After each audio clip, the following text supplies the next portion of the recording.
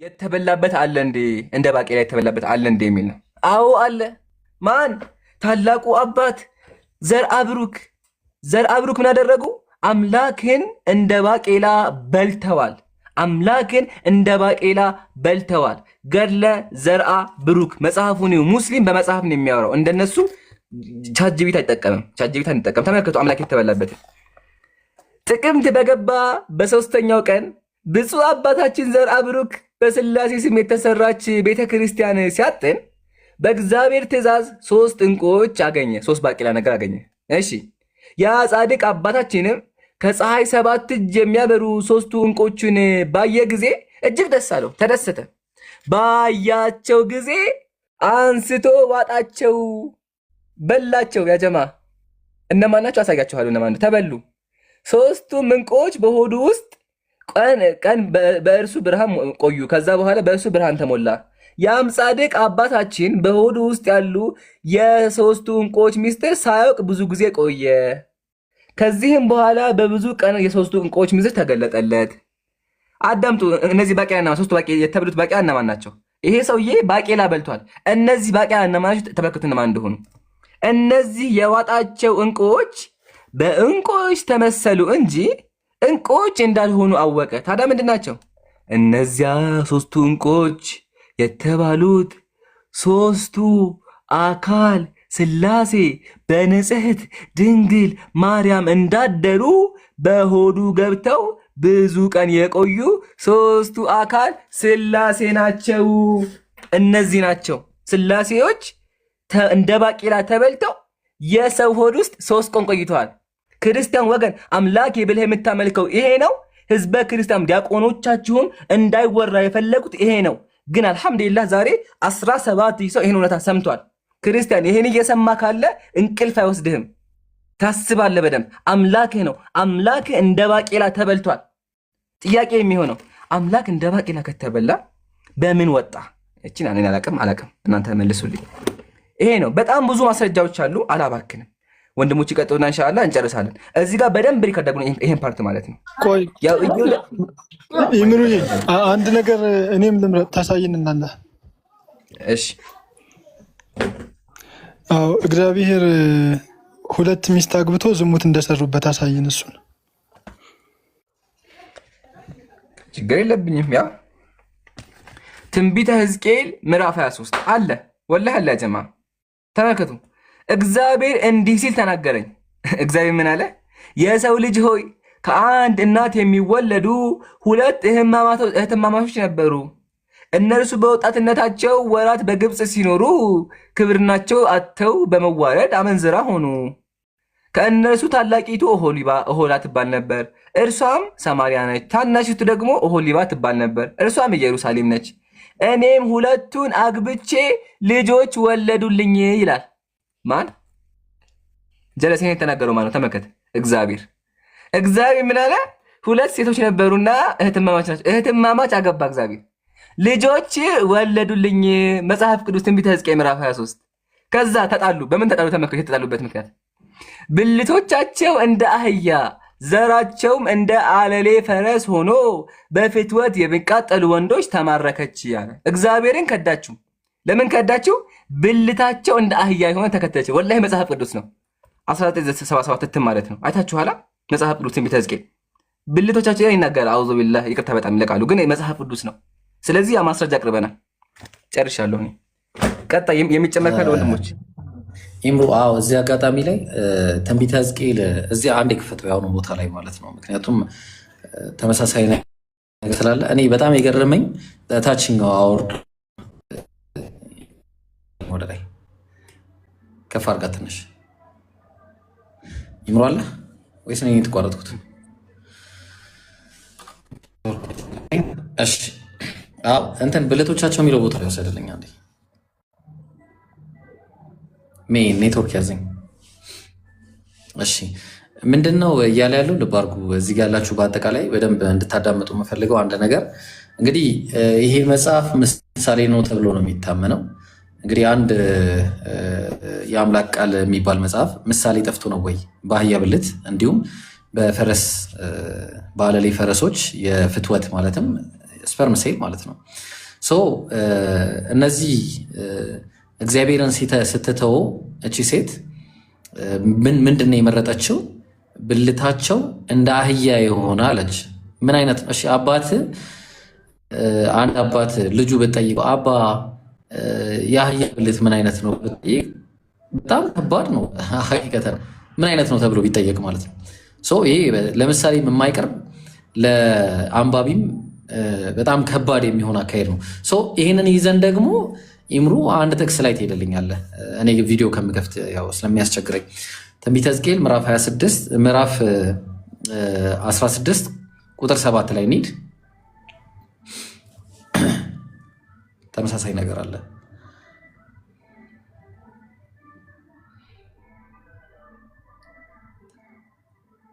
እሺ እዚህ ጋር ያላችሁ ሁላችሁም እዚህ ጋር ያለነውን ፎሎ አድርጉ። ሁላችንም ንጽጽር የምንሰራ ልጆች ነን።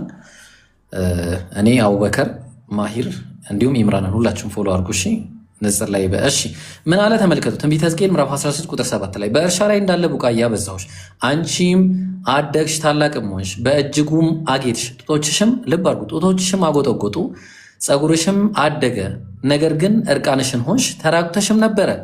ልብ አድርጉ። ስለዚህ አሁን ይህን አየና ምን አለ? በአንቺ ዘንድ ባለፍኩና ባየሁሽም ጊዜ እነሆ ጊዜሽ የፍቅር ጊዜ ነበረ፣ እኔም መጎናጸፊያዬን በላይሽ ላይ ዘረጋው፣ እሺ ሀፍረተ ስጋሽንም ከደንኩ አለ። እግዚአብሔር ነው የሚለው። ልብ አድርጉ። ምሳሌ ነው። ምሳሌ ከእንደዚህ ከሴክስ ውጭ አይሰጥም ወይ ነው?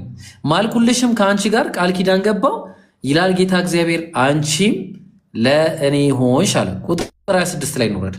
አሁን እንግዲህ አገባት ማለት ነው እግዚአብሔር። አሁን በምን ምክንያት ጥላው ትሄዳለች? ተመልከቱ ያጀማ ቁጥር 26 ላይ ብልታቸው ነው። አሁን ልብ አድርጉ። ይህም ብልት ነው፣ ስጋ ብለው ነው እንትን ያሉት። በትክክል የሚለው እንግሊዝኛው ላይ ብልት ብሎ ነው የሚያስቀምጠው፣ እንደ ሱ ማለት ነው። ብልቶቻች ከጎረቤቶችሽ ከግብፃውያን ጋር አመነዘርሽ፣ እኔንም ታስቆጭ ዘንድ ግልሙትናሽን አበዛሽ ይላል።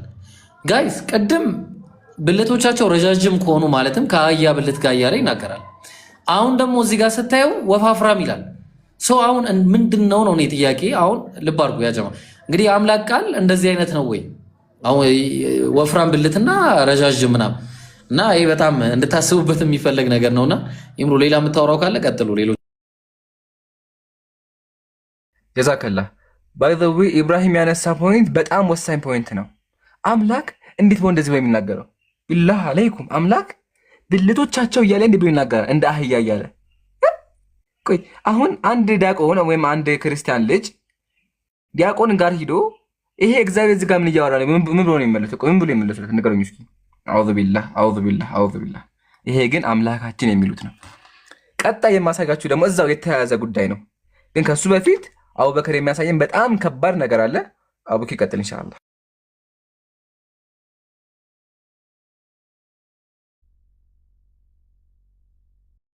አሁንም ላስመርጥ። አንደኛ አምላካቸው ከንፈር ስሞ የገደለበት አለ። አንደኛ። ሁለተኛ አምላካቸው እስከ 30 ዓመቱ ድረስ ጡት የጠባበት አለ። ሶስተኛ ደግሞ አምላክ የአምላክ ባህሪያት በቃ አምላክ የሰከረበት አለ። ከሶስቱ ምረጥ። ሙስሊም በማስረጃ ነው። ሶስቱም አለ። አንደኛ አምላክ የወንድ ከንፈር ስሞ የገደለበት ወላሂ አለ። እሺ ይቅርታ ስድብ እንዳይመሳችሁ ፕሊዝ ክርስቲያኖች እባካችሁ በስሜት አትዩት። እሺ ወገኖች ማስረጃ ቀርባለሁ። እሺ አንደኛ። ሁለተኛ ደግሞ አምላክ እስከ 30 ዓመቱ ጡት የጠባበት አለ። የመጀመሪያው ይሁን። ሶስተኛ አምላክ እንደ ሰካራ የተባለበት አለ። ምረጥ። የመጀመሪያው ይሁን። አይ ጥሩ። እሺ የመጀመሪያው ምንድነው? አምላክ ሰው ስሞ ገድሏል ነው ያልኩት አይደለ? ማስረጃ ላይ አቅርብ። ያው ገድለ አቡነ ሀብተ ማርያም በብፁዕ ወቅዱስ ሊቃነ ጳጳስ ዘኢትዮጵያ ወአጨጌ ዘእንበለ ተክለ ሃይማኖት አቡነ ማትያስ የታተመ መጽሐፍ ነው። እሺ እዩት ምን ይላል? ይህንን ካለው በኋላ ጌታችን አፉን 3 ጊዜ ሳመው። ያም ጊዜ ከመድኃኔዓለም ጣዕም የፍቅር የተነሳ ነፍሱ ከስጋው ተለየች ይላል። ሰምታችሁኛል? ቅዱሳን ሰምታችኋል? ኢየሱስ አቡነ ሀብተ ማርያምን እሳቸውም ማለት ነው እሳቸውን ናቸው ያቸው እሳቸውን 3 ጊዜ ሳማቸውና ገደላቸው። ከፍቅሩ ጣዕም የተነሳ ነፍሱ ከስጋው ሞተ። በቃ ሞቱ፣ ሰውየው ተሰሞ ሞቱ። አዑዙ ቢላህ። ይሄ ነው አምላክ የሰዎችን ከንፈር እየሳመ ይገላል። እንዴ ምንድን ነው ኢየሱስ ምን ሆነ ነው መጽሐፍ ላይ? ክርስቲያን ወገን ይሄን መጽሐፍን ካድ ወይም ደግሞ ምን እንደሆነ እንዲያስረዱ ዲያቆናቸው ይላክ። አንደኛ። ሁለተኛ ደግሞ የመጨረሻ ኢየሱስ እስከ 30 ዓመቱ ጡት ይጠባ ነበር ብያለሁ። እሱን ላሳይ በማስረጃ። አምላክ ነው እንግዲህ አምላካቸው። አስቡት የእናቱን ጡት አድጎ 30 ዓመት ድረስ ይጠባ ነበር። ያው ይሄ ደግሞ በትልቅ መጽሐፍ ነው የማሳያችሁ። ይሄማ ላወረደው መጽሐፉ ይተልቅብኛል፣ አልችለውም። ያው ይታያችኋል። ይሄ መጽሐፍ ነው፣ ሃይማኖተ አበው ይባላል። ይሁት መጽሐፍ ነው። ምን ይላል? ዘዮሐንስ ላይ ይሁት የልደቱ ነገር ሰው ሊያውቀው ሊናገረው አይችልም። የአካል እድገት ፍጻሜ እስከሚሆንበት ዘመን 30 ዓመት ድረስ ጡት ጠብቶ በስጋ በየጥቂቱ ማደግን ወደደ።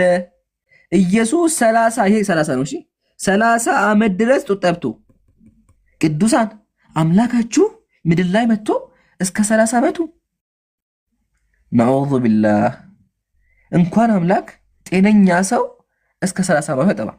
እስልምናችን ላይ የሚፈቀደው እስከ 2 ዓመት ድረስ ነው። ከ2 ዓመት በላይ የለም። ግን እዚህ መጽሐፍ ላይ አምላክ እስከ 30 ዓመት ድረስ ጡት ይጠባ ነበር ይላል። ክርስቲያን ወገን በደንብ አስብ። ቄሶቹ ይሄን ካንተ ለመደበቅ እየሞከሩ ነው ያሉት። እሺ በደንብ አዳምጠኝ። ይሄ ነገር ካንተ ለመደበቅ እየሞከሩ ነው ያሉት። ግን ሙስሊሞች እንደዚህ አድርገን እናስነባለን። ስናሳይ ስክሪንሾት አድርግ መጽሐፎችን፣ ብዙ መጽሐፎች እናሳያለን። ከዚህ በኋላ ስክሪንሾት አድርጋቸውና ሂደህ ጠይቃቸው። መጠየቅ አለብህ። አምላኬ ብለህ የምታመልከው አካል እንዴት ብሎ 30 ዓመት ድረስ ጡት የሚጠባው ምን እያደረገ ነው እናቱ ጋር? ይሄን ጥያቄ ጠይቃቸው። እሺ አንድ ልጨምርና ኢንሻአላህ ከዛ በኋላ በደንብ ደግሞ ይኬልበታል ማለት ነው። አሁን ቁርአን ላይ ተመልከቱ። ሁለት ነገር ላሳያችሁ። የሙስሊሞች አምላክና የክርስቲያኖች አምላክ። አምላካችን ቁርአን ላይ ምን አለ? ሰማይና ምድርን በመካከላቸው ያለውን ሁሉ በ6 ቀን ውስጥ በእርግጥ ፈጠርን፣ ድካምም ምንም አልነካንም አለ። የሙስሊሞች አምላክ ኃያሉ አምላክ የኢየሱስ አምላክ ሰማይና ምድርን ሲፈጥር ድካም አልነካውም። ግን ወደ መጽሐፍ ቅዱስ ስንመጣ ኦሪት ዘጸአት ምዕራፍ 31 ምን ይላል ተመልከቱ። እግዚአብሔር ሰማይና ምድርን በ6 ቀን ስለፈጠረ በ7ኛው ቀን ከስራው ስላረፈና ስለተነፈሰ ይላል። አምላካችሁ ደክሞ ተነፈሰ። ኡፍ ይላል። ሂብሩ ነፈሽ ይለዋል ቃሉ። ስለዚህ አምላካችሁ እየደከመው ይተነፍስ ነበር፣ አርፏል። ማረፍ ማለት ድካም አለበት ማለት ነው። አያችኋል? ልዩነቱ ይሄ ነው። እናንተ አምላካችን የምትሉት አካል ይደክመዋል። የሙስሊሞች ተመልከቱ ምን እንደሚል ድካም ምንም አልነካንም ይላል። ይሄ ነው ልዩነታችን። አሁንም እንጨምርላችኋለን። ያው ብዙ ማስረጃ እናሳይም። አሁን ይሄን ነገር ተቀጣጣለ ብዙ ማስረጃ እናሳይም። ከዚህ በላይ ወረበል ካዕባ ከዚህ በላይ 50 እጥፍ አለ። እሱን ግን ያው ኢዮዳብ የውይይት ጥሪ አቅርቦ ሞክሯል፣ አልመጣለትም ለኢዮዳብ። እኔ ለመጨረሻ ጊዜ ኦፊሻሊ 1 ሚሊዮን ስንገባ ማለትም ነገ አላህ ካለ የውይይት ጥሪ አቀርባለሁ። ትክክለኛው አምላክ በነቢያት የተሰበከው አምላክ አላህ ወይስ እግዚአብሔር በሚል ይሄን ሪከርድ አድርጉልኝ። ነገ ማስታወቂያውን ለቋል። ሁላችሁም አሰራጩ። ፖስታ ይሰራል። ሮብ ላይ የምንወያይ ይሆናል። ከመጣ ካልመጣ ደግሞ ዲያቆናቸው ማለት ነው ምን እናደርጋለን? እንደዚህ መጽሐፍቶች ከፍተን ህዝበ ክርስቲያኑ ዓለሙ እንዲሰማ እናደርጋለን። እውነቱ ይጋለጣል ማለት ነው። ስለዚህ ሮብ እንዳቀሩ ኢዮዳብ ግን በጣም እናመሰግናለን። ደግሜ ያው ብዙ ጊዜ ሞክረሃል ውይይቱ እንዲመጣ፣ በአንተ በኩል አልመጣም፣ ችግር የለውም። እኛ በራሳችን መንገድ እንቀጥላለን ማለት ነው። ቀጥሉ ኢንሻአላህ። ወንድም አቡበክር የምታሳየን ከባድ ነገር አለ ካለ ተፈضل። ወንድም ኢብራሂም ያላ ትልቁ ላይ አንዴ አድርጉኝ፣ ይቅርታ ትልቁ ላይ አድርጉኝ። እኔ የማወራው ርዕስ አንድ ርዕስ ላይ ብቻ ነው የማወራው። ስለ እግዚአብሔርን በተመለከተ የኦርቶዶክሳውያን አምላክ ወይም ደግሞ የክርስቲያኖች አምላክ በመሰረታዊነት ሊትራሊ ፎቶ ላይ እንደተመለከታችሁት እንደ ሰው አድርጎ ስለ ያስቀምጠዋል የኢትዮጵያ ኦርቶዶክስ። ልክ እዚህ ፎቶ ላይ እንደምትመለከቱት ማለት ነው። ያው ኢምራን ጋር አለ። እያንዳንዱ የምናገረው ነገር እያመሳሰልን እንቀጥላለን ካሁን በኋላ ማለት ነው። የምጠቅስላችሁ ከዜና ስላሴ አክፎት ከሚገኘው መልክዓ ስላሴ ነው፣ ወይም የስላሴ መልክ ከተሰኘው መጽሐፍ ነው። በደንብ አስተውሉ። አብ ወልድና መንፈስ ቅዱስ ልክ እንደ ሰው ልጆች የራሳቸው የሆነ ቅንድብ አላቸው። ቅንድብ ማለት እዚህ ከአይናችሁ በላይ የሚገኘው ማለት ነው። የአዳምን ቅንድቦች ለሚመስሉ ቅንድቦቻችሁ ሰላምታ ይገባል አለ። እስቲ በማን ልመስል? ኢምራን ለምሳሌ በካሜራ ያወጣም እንጂ ቅንድብ አሳያችሁ ነበረ። ሊትራሊ ምን ይላል? የአዳምን ቅንድቦች ለሚመስሉ ቅንድቦቻችሁ ሰላምታ ይገባል። አምላክ ያው ቅንድብ አላቸው። የአዳም ቅንድብ ያው ይህንን ቅንድብ ነው ይመስለው። ያው እዚህ ጋር ያለውን ሰውዬ ቅንድብ ማለት ነው። ይሄ ለአምላክ የሚገባ ነው ወይ? የሚገባ ነው ወይ? ቁጠሩ።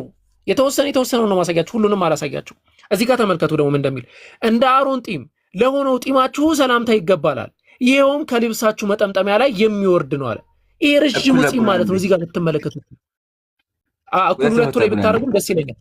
እያንዳንዱን ነገር እንድናስተያየው ማለት ነው። ሁለታችን ከላይ ብታደርጉ ከይቅርታ ጋር ሞዴሬተሮች ካላችሁ ፎቶውን እያያችሁ እንድታስተያዩትና ኦኬ ራሱ ነው ለካ እንድትሉ ማለት ነው። ተመልከቱ። እንደ አሮን ጢም ለሆነው ጢማችሁ ሰላምታ ይገባል፣ ይኸውም ከልብሳችሁ መጠምጠሚያ ላይ የሚወርድ ነው። ስሉስ ቅዱስ ሆይ በረዳትነታችሁ ሰዎች እንዲያለ ይቀጥላል ማለት ነው። ከዛ ቀጠለና ሰላም ለአናፊኩም አለ፣ ለአፍንጫችሁ ሰላምታ ይገባዋል። አፍንጫ በሽታቸው የተወደዱ ለሆኑ አፍንጮቻችሁ ሰላምታ ይገባል። ሶስት አፍንጫ ሶስት ያው እዚህ ጋር የምትመለከቱት አፍንጫ ማለት ነው። ስለው አስቀምጧል። ተመልከቱ እንግዲህ ይሄንን አምላክ ነው አምላክ ብለው እየተመለከ ያለው ማለት ነው። ቀጠለ አሁንም ምን አለ? ሰላም ለከናፊርኩም አለ፣ በትእዛዝና በመገናዘብ ሰማይን ለዘረጋው ከንፈራችሁ ሰላምታ ይገባል አለ። ሱብሃንአላህ ከንፈር አላቸው ብሎ አስቀምጦ ያው እዚህ ጋር እንደምትስሉት ማለት ነው። አምላክን አላህን ወማ ቀደሩላህ ሐቅ ቀድሪሂ ማለት ይሄ ነው። አላህን የሚገባውን ያክል ክብር አልሰጡትም ማለት ነው። ከዛ ቀጠሉ አሁንም ሰላም ለአፍኩም አሉ፣ ለአፋችሁ ሰላምታ ይገባላል። አምላክ እንዲህ እየተናገሩ ያሉት ሰላም ለአስናኒኩም፣ ለጥርሳችሁ ሰላምታ ይገባዋል። ጭራሽ ሲያደናንቁ ጥርሶቻችሁ ምንድናቸው አሉ? በነጭነት ለተመሰሉ ጥርሶቻችሁ ሰላምታ ይገባል ብሎ አስቀመጡ ማለት ነው። ከዚህ በኋላ ግን የማነሳው ነገር በጣም አዝናለሁ። በጣም ይቅርታ ክርስቲያን ወገኖች፣ ኦርቶዶክሳውያን እንዳታዝኑ፣ እንዳትናደዱ። የኦርቶዶክሳውያን አምላክ ጭን ጭምራለሁ። ጭን ማለት ይሄኛው የሰውነት ክፍል ማለት ነው። ጭን ሁላችሁም ጭን ሲባል ምን እንደሆነ ታውቃላችሁ። ሰላም ካለ በኋላ ምን አለ? በስልጣኑ ለሚሰበሰብ ጭናችሁ ሰላምታ ይገባል። ረቂቅ መንፈስ ቅዱስ በሪናውን በእፍኙ ይዟል። ስሉስ ቅዱስ ሆይ ልዕልናችሁን እናገር ዘንድ በጭኔ ላይ ለመቀመጥ የጸጋ ስጦታ ይላኳል። ጭራሽ በሰው ጭን ላይ ለመቀመጥ ስጦታ ይላኩ ብሎ ያስቀምጣል። ጭን አላቸው ብሎ ነው የሚያስቀምጠው። አምላክ ጭን አለው ብሎ እያስቀመጠ ነው። ይሄ የውስጠኛው ክፍል ማለት ነው። የእግራችን የውስጠኛው ክፍል ማለት ነው። ከዛ አሁንም ቀጠለ። በዚህ ብቻ ደግሞ ቢያበቃና በዚህ ብቻ እንትን ቢል እንደው በቃ ችግር የለውም ተሳስተው ነው ምናምን እንላለን። ይሄ ጥፍር ከርስ ምናምን ቅድም አሳይቷቸዋል። መልካቸውን ላስገኙ ኩላሊታችሁ ሰላምታ ይገባል አለ። ኩላሊት ያጀማ ኪድኒ ብለን የምንጠራው ማለት ነው። ኩላሊት ለኩላሊታችሁ ሰላምታ ይገባላል። ምን ያደርግለታል አምላክ? ኩላሊት እኛ የምናውቀው ሜንቴን የሚያደርገው ሰውነታችን ላይ ሜንቴን የሚያደርገው ነገር ስላለ ነው። ውሃ የማጣራት ፕሮሰስ ስለሚሰራ ነው። ምን ያደርግላችኋል ኩላሊት? ለነዚህ ሰዎች ለነዚህ አካላት ምንም ጥቅም የለውም። እንግዲህ እንደምናውቀው ግን ኩላሊት አላቸው ይላል።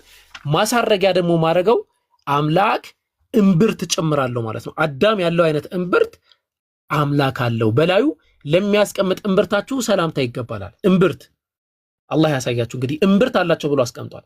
ይሄ አንድ መጽሐፍ ብቻ ነው። ገና እነዚህ መጽሐፍቶች ምንም አልተከፈቱም፣ ሁሉም ማለት ነው። አንዱ መጽሐፍ ብቻ ነው ከፍተን እያሳየን ያለው። በዚህ አንድ መጽሐፍ ላይ ግን የሁሉ ጉድ አለ ማለት ነው። አዝናለሁ። ኢብሮ መቀጠል ትችላለህ። ኢብሮ ቆይ፣ ኢብሮ ስማኝ ነው። አብራክ ታውቃላችሁ አንዴ? አዎ፣ እስቲ ያሳየን። አብራክ ምንድን ነው? እንዳትቃሉ አብራክ አደራ።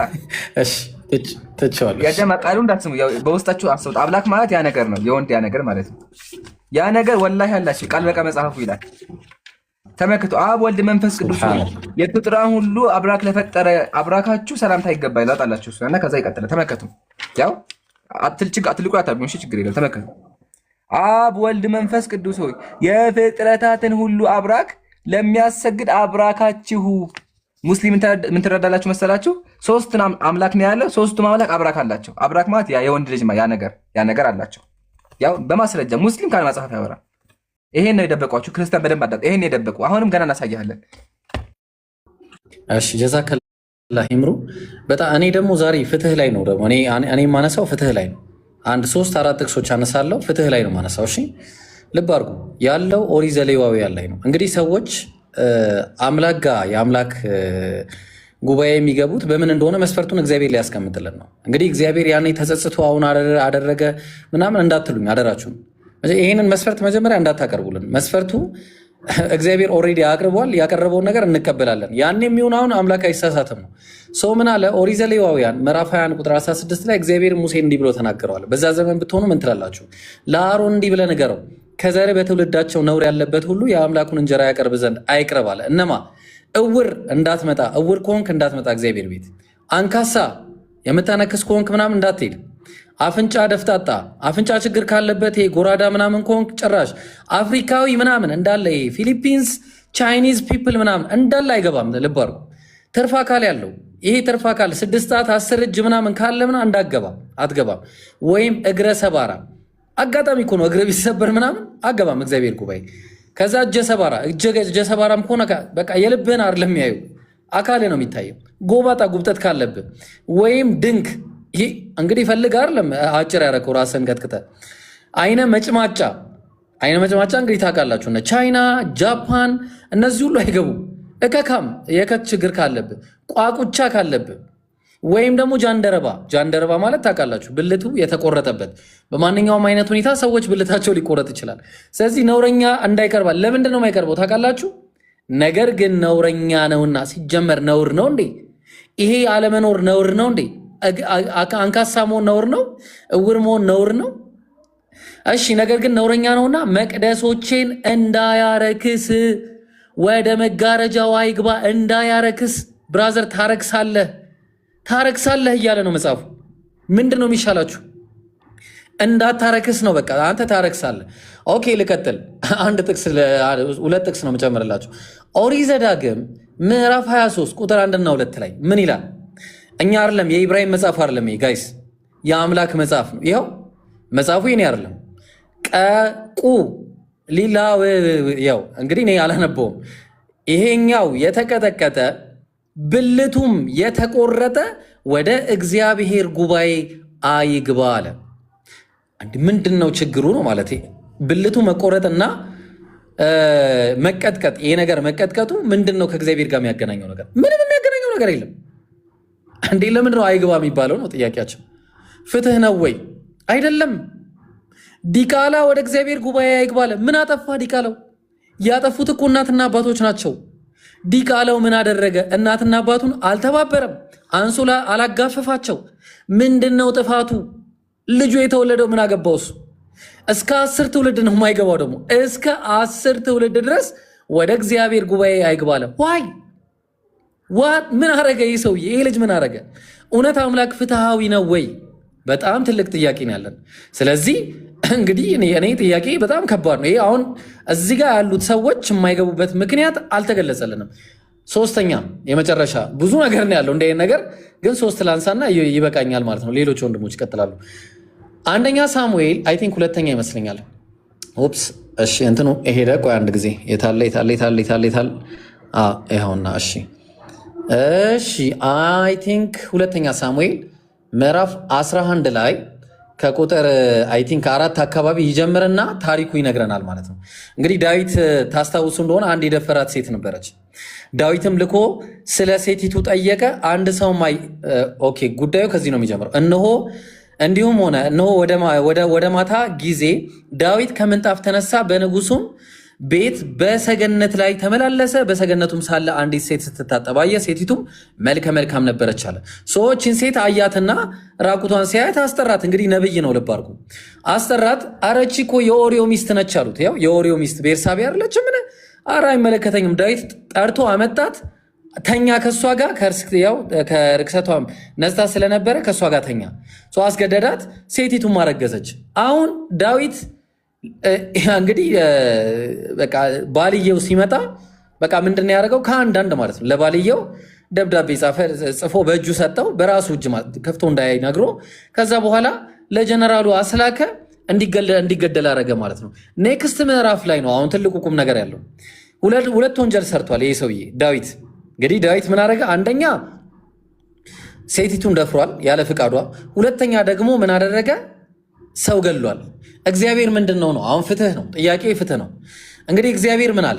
ተመልከቱት። ዳዊትን ሲለው እግዚአብሔር እንዲህ አለው፣ የጌታህንም ቤት ሰጠውህ፣ የጌታህንም ሚስቶች በብብትህ ጣልኩልህ አለው። ሚስቶች ማን የሰጠው? እግዚአብሔር። ያው እግዚአብሔር ሚስት ይሰጣል። የእስራኤልና የይሁዳን ቤት ሰጠው። ይህም አንሶ ቢሆን ኖሮ ከዚህ የበለጠ ጨምርልን ነበር። ምን ሚስት ጨምርልን ነበረ። ከዛስ አሁንስ በፊቱ ክፉን ነገር ትሰራ ዘንድ የእግዚአብሔር ነገር ለምን አቃለልክ?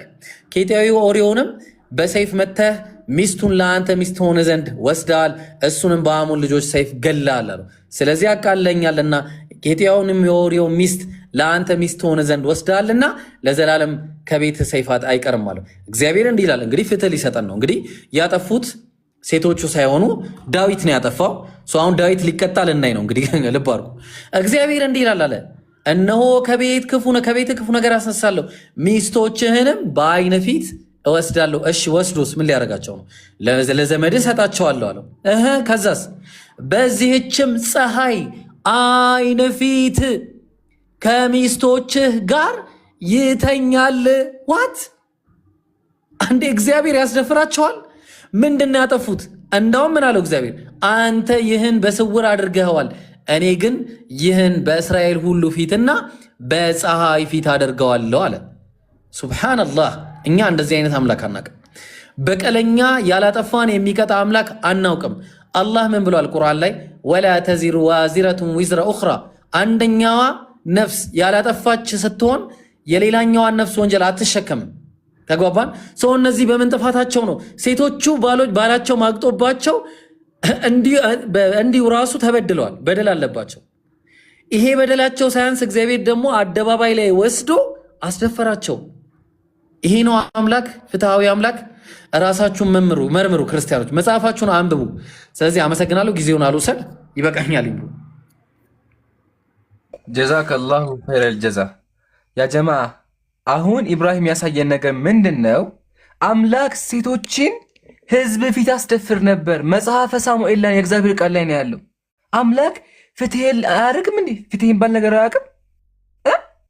ባላቸው ዝሙት ሰርቶባቸው ባላችሁ ዝሙት ሰርቷል ብሎ ምንም በማያውቁት ነገር እግዚአብሔር አሰልፎ አስደፈራቸው። ዚስ ኢዝ ናት ፌር። ይሄ ፌር አይደለም። ያዙልኝ። ሁለተኛ ደግሞ ይዘው ተያይዞ መሰለኝ ማሳያችሁ መጽሐፍ ቅዱስ እግዚአብሔር ስለምን የሚናገረው ምሳሌ አምላካችን ቁርአን ላይ ስለ ጀነት፣ ስለ ጀሃነም፣ ስለ እርሱ ስለ ህግ ይናገራል አይደለ? እግዚአብሔር መጽሐፍ ቅዱስ ላይ ምን ይናገራል? ተመልከቱ የሚናገረው። ዝም ብዬ ልክፈተው ተመልከቱ ስለምን እንደሚያወራ መጽሐፍ ቅዱስ። ይሄን አላነበውም። አይ ቲንክ ማንበብም አለብኝ መሰለኝ፣ ግን ይከብዳል። ክርስቲያን ወገን ይከብደኛል ለማንበብ፣ ግን መጽሐፍን ላስተምር እፈልጋለሁ። ይቅርታ ታደርግልኛለህ? የእግዚአብሔር ቃል የማነበው እንዳይደብርህ እሺ። መጽሐፍ ቅዱስ ያው ምን ይላል? የዳሌዎችሽ አቀማመጥ በአንጥረኛ እጅ እንደተሰሩ ናቸው። እምብርትሽ የወይን ጠጅ እንደማይጎልበት እንደተጠነጠጠ ጽዋ ነው። ሆድሽ እንደ ስንዴ ክምር ነው። ሁለቱ ጡቶችሽ እንደ ሁለት መንታ ሚዳቋ ግልገሎች ናቸው እያለ እግዚአብሔር ስለ እንትን የሚያወራው መጽሐፍ ቅዱስ ላይ። እግዚአብሔር ለምንድን ነው ስለዚህ አይነት ነገር የሚያወራው? ስለ አንድ ሴት እንትን ጥያቄ የሚሆን ይሄ እዚህ ውስጥ ምን ያደርጋል? ይሄ እኮ ሁለት ፍቅረኛሞች የሚያወሩት ሚስጥር እኮ ነው። ከዛ የሚያሳዝነው ነገር መሰላችሁ? ሴቲቱ ምናች ይሄን ሰማች ላይ ሴቲቱ ተመከቱ ያለችውን ልጄ ወንድሜ ና ወደ መስኩ እንሂድ፣ ወይኑ አብቦ እንደሆነ እንመልከት፣ በዚያ ጡቶቼን እሰጥሃለሁ። ዋት ዘ ሄክ ምን እየተከናወነ ነው ያለው? እግዚአብሔር እዚህ ውስጥ ምን አስገባው? ያ ጀማ ወንድየው እንትንሽ ያምራል አላት፣ እሷ ደግሞ እሰጥሃለሁ አለችው። ከዛ ተመልከቱ፣ በዚህ እኮ አታቆም፣ በዛ አታቆም። ቀጥላ ማያሽ ተመልከቱ። ቀጥላ ምን አለች? እኔ ቅጥር ነኝ እንደ ግንብ ናቸው ትላለች። ምን ማለት ነው? እግዚአብሔር ምንድነው እዚህ ጋር ይሄ የሚያወራው? ከዛ የሚያዘው ግን መሳቸው እግዚአብሔር ስለዚህ ሁላ ነገር አውርቶ በየትኛውም የመጽሐፍ ቅዱስ ክፍል ላይ እኛ አምላኮች ሶስት ነን ብሎ አያውቅም። ሰምታችሁኛል? እግዚአብሔር ስለ ሴት ዕቃ መቀመጫ ምናምን አውርቶ ግን መጽሐፍ ቅዱስ ላይ ስለ ስላሴ አልተናገረም። እኛ አምላክ አላለም። እነዚህ አምላክ የሚባሉት ነገሮች እንኳን እኛ ለመላእክቶች አልተገለጸም። ለመላእክቶች ላሳያቸው። መላእክቶች ራሱ አምላካቸው ምን እንደሆነ ሰዎችም እንትኖችም አያውቁ። ተመልከቱ። ይሄን ሊከደርጉልኝ ሰይፈ ስላሴ ሰይፈ መለኮት መጽሐፉን ይዩት። ፔጅ 203 ላይ ሚስጥርህ አለ ከሰውና ከመላእክት ከማንኛውም ፍጥረት የተሰወረ ነው አለ። የአምላክ ሚስጥር ይሄ ስለ አምላክ ሶስቱ አምላክ የሚባለው ነገር እንኳን ሰዎች ይቅርና መልአኮችም አይገባቸውም። አምላካችሁ ስለ ራሱ አልነገራችሁም። የሚያወራችሁ ስለ ሰለሞን ፍቅረኛ ነው የሚያወራችሁ። መኃልየ ጥያቄ የአምላክ ሚስጥር እንዴት ብሎ ከሰዎች ተደበቀ ትላላችሁ? ሶስትነቱ ማለት ነው። ሶስትነቱ ሰዎች አያውቁም፣ አልተነገራቸውም ይላል። ለዛ ነው ክርስቲያን አሁን ድረስ ስንት አምላክ እንደሚያመልክ አያውቅም። ስንት አምላክ እንደሚያመልክ አይ አንድ ናቸው ሶስት ናቸው ይላል። ግን በስዕል ስለው ቅድም እንዳሳየናችሁ አብ ወልድ መንፈስ ቅዱስ ብለው ያመልካሉ። የሚያስቀው ነገር መሰላችሁ? ቤተሰብ ናቸው። ልጅ ህርታት ሰምታችኋል? ቤተሰብ ናቸው። ይሄኛው አባት፣ ይሄኛው ልጅ፣ ይሄኛው እናት ናቸው። አብ ማለት አባት ማለት ነው። አባት ይሄን ወለደ፣ ልጅን ወለደ። ልጅ ደግሞ ኢየሱስ ነው። ኢየሱስ አምላክ ነው። ሶስተኛው ደግሞ መንፈስ ቅዱስ ነው። ይሄ አያውቁትም። ባይዘው አብዛኛው ክርስቲያን መንፈስ ቅዱስ አምላክ እንደሆነ አያውቅም፣ ግን አምላክ ነው በመጽሐፉ። እሺ ይሄን ካየን ይሄኛው አምላክ ይገርማችኋል፣ እናት ነው። አባት እናት ልጅ ማለት ቤተሰብ ነው። በቃ የክርስቲያን አምላክ ቤተሰብ ነው። ተመልከቱ። ታላቁ የቤተ ክርስቲያን አባት ዳግማዊ ሙሴ ቅዱስ ኢጲፋኒዎስ በመጽሐፉ መጽሐፍ አክሲማውስ ተመልከቱ ምን ይላል? አዳም ማለት አለ ከሕያው ከእግዚአብሔር አባት ከሕያው መንፈስ ቅዱስ እናት የተገኘ የተፈጠረ ልጅ ነው አለ። መንፈስ ቅዱስ ምንድን ነው? እናት ነው። ቅዱሳን እየሰማችሁ ነው? ይሄኛው አምላካችሁ አባት፣ ይሄኛው ልጅ፣ ይሄኛው ደግሞ እናት። ምን አይነት ነገር ነው? ቤተሰብ ነው እንደምታወሩት። በጣም ይገርማል። ከዛ ይሄ አምላክ ደግሞ መስላችሁ ይሄ አምላክ በደመና ተጭኖ ይወርዳል። አምላክ በደመና ይጫንና እየበረረ እየሮጠ ይመጣል። ተመልከቱ ዛሬ ምን እንደሚል ሙስሊም በማስረጃ ያ ጀማ ስድብ እንዳይመስላችሁ እሺ፣ ባካችሁ ክርስቲያን ወገኖች እኛ እናከብራችኋለን፣ እንወዳችኋለን። ስድብ እንዳይመስላችሁ ግን መጽሐፋችሁን በአለ መማር አለባችሁ እሺ።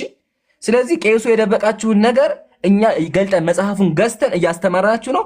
ሪከርድ አድርጋችሁ ሂዳችሁ መጠየቅ አለባችሁ። ተመልከቱ ምን እንደሚል ጌታ ተጋፍቶ ቢጠሩት ፈጥኖ ቶሎ አቤት ይላል።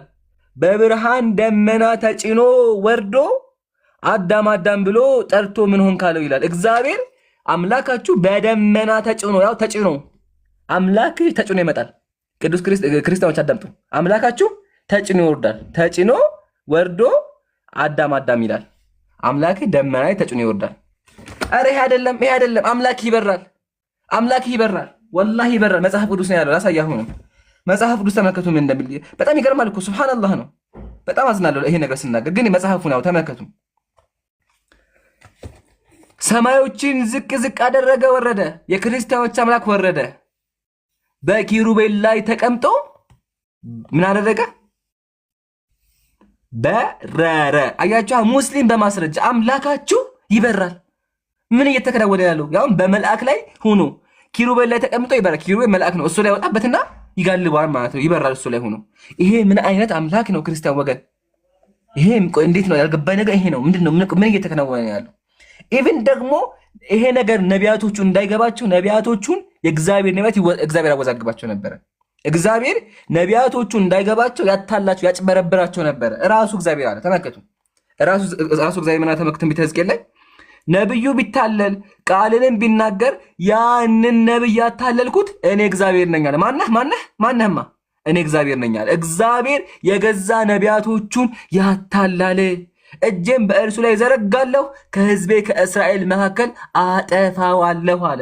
ራሱ አታሎ ራሱ የሚያጠፋ አምላክ እግዚአብሔር፣ ያው እኔ እግዚአብሔር ነኝ አለ። ኧረ በእናታችሁ ምን እየተከናወነ ያለው? አምላክ በደመና ተጭኖ ወርዶ አምላክ በሮ፣ ይሄ ደግሞ እንዳይገባቸው ነቢያቶቹን አጭበርብሮ ካጭበረበረም በኋላ ገሏቸው። ምን እያደረገ ነው ያለው አምላካቸው? በጣም ጥያቄ ሆንብኛል። ብዙ ነገሮች ነው ያሉት። አሁንም አይ ቲንክ ደቂቃዎች አሉ። ስለዚህ እንሄድበታለን። ተፈضሉ፣ ጨምሩበት።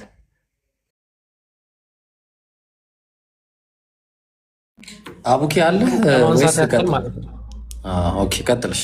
አሁን ነው የመጣሁትና ለማንሳት ያክል ሁለት ነገር ብቻ ነው የምጨምረው። ሁለት ነገር ብቻ ማለት ነው። አንዴ ሶስት ነገር። አንደኛው ኢምራን ለተናገረው ነገር ማጠናከሪያና ማስረጃ አድርጌ አንድ ጥቅስ ከፍትላቸዋለሁ። ሁለቱ ደግሞ ጭማሪ ናቸው። አብ ወልድና መንፈስ ቅዱስ ኢምራን እንደተናገረው ይበራሉ ብሏል። ክንፍ ስላላቸው ነው የሚበሩት፣ ዝም ብሎ አይደለም። ያው ሰላም ለአክናፊኩም ማለት ቀድሞውን ከግብፅ በመካከሏ በወጡ ጊዜ እስራኤልን ላዘሉ ክንፎቻችሁ ሰላምታ ይገባል። መብረር ብቻ አይደለም ያዝላሉ ጭምር ማለት ነው። ተመልከቱ። ክንፎቻችሁ 3 ክንፍ ሰላምታ ይገባል። ሰላምታ ይገባል ለክንፎቻችሁ። ክንፍ አላቸው ያጀማ፣ ክንፍ ያላቸው አካላት ናቸው። እና ለዛ ነው እያመለካችሁ ያላችሁት ክንፍ ያለውን አካል ነው እያልን ነው እኛ። ይሄ የሚሆን ነገር አይደለም። አንደኛ። ሁለተኛ አምላክ በየትኛው መጽሐፍ በኦርቶዶክሳውያን እንደተሰደበው አምላክ አልተሰደበም። ይቅርታ አዝናለሁ ለዚህ ንግግሬ። ተመልከቱ። ባይብል ላይም አለ። ባይብል ላይም ታዩታላችሁ። ግን ምን ብሎ እንደሚያስቀምጥ እዚሁ ዜና ሥላሴ ዘወርሃ ሰኔ ላይ የሚነበብ ነው። ምን ይላል? የዚህም ትርጓሜ እንነግራችኋለን። እኛ እንደ እርሻ ትል ነን ይላል። እኛ ምድር ባህር ላይ አስቀምጠናል ይላል። ለአደም ልጆችም እንድትበቃ አድርገናል። ለልጆችም ከብዙ ስማችንን ይጥሩ እያልን አዘናላል። እንደ እርሻ ትል ማለት አንድ በጣም አደገኛ የሆነ አካል፣ በጣም የሰውን ነገር የሚነካ ሰውን በጣም የሚጎዳ አካል የሚገለጽበት አገላለጽ ነው። የእርሻ ትል ይባላል። የእርሻ ትል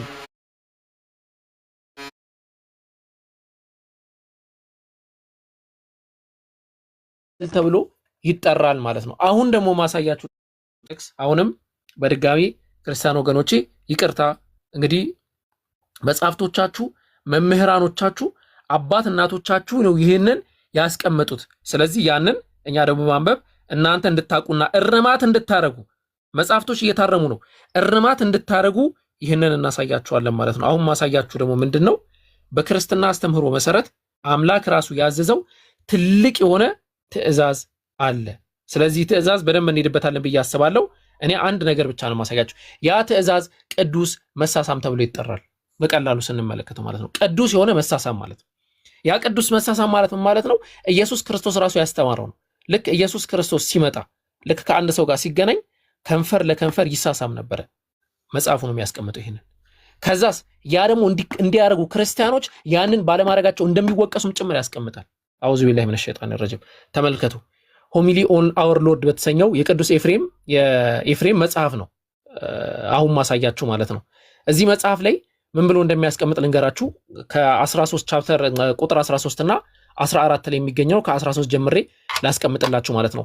ማቴዎስ ወንጌል ምዕራፍ 9 ቁጥር 20 ይጠቅስና but with another he loved ምናምን ብሎ ያስቀምጥና ምን አለ? ማቴዎስ ወንጌል ምዕራፍ 9 ቁጥር 20 ላይ የሆነ ግለሰብ አለ። አንዷ የኢየሱስ ክርስቶስን እግር የሳመቻለች፣ አንዱ ደግሞ ያልሳማ አለ። እና ሲወቀስ ምን ተብሎ ኢየሱስ እንደወቀሰው ተመልከቱ።